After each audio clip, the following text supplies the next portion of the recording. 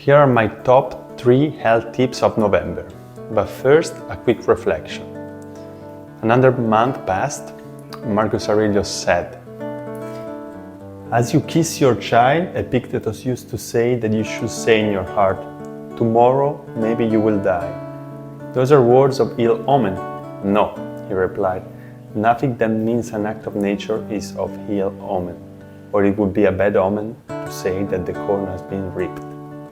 This is a reminder of our mortality, a reminder to spend our time wisely, to appreciate every single moment with family and friends, and to not give anything for granted. So if you look at the past month, can you say, "I spent my time wisely"? Let's ask ourselves this question.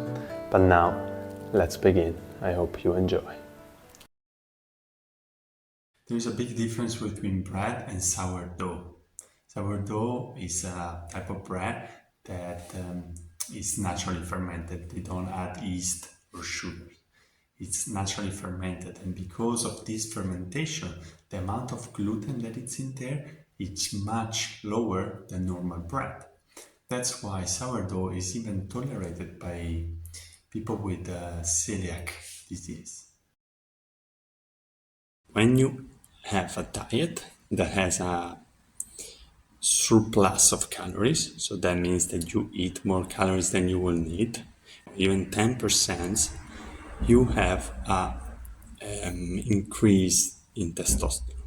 When you eat a diet that has a deficit of calories, so less than what you need, you have a decrease in testosterone, generally. That doesn't mean that if you eat processed food or crap food and you go over the calories you need, you will have this increase in testosterone.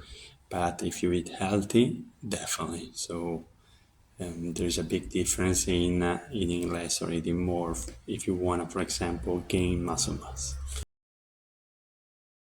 The palate, when we are young, starts to develop, and it needs to expand, it needs to open, because if it doesn't open, all the nasal cavities cannot develop, they don't have the space to develop. And that's very important to prevent problem with the nasal respiration. There are many people that cannot breathe through their nose. They have a little bit obstructed, and so nasal breathing is essential for health.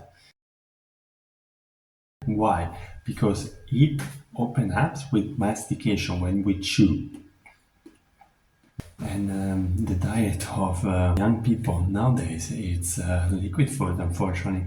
When you have sodas, when you have smoothies, everything that is processed is not that accurate, and so we don't chew enough.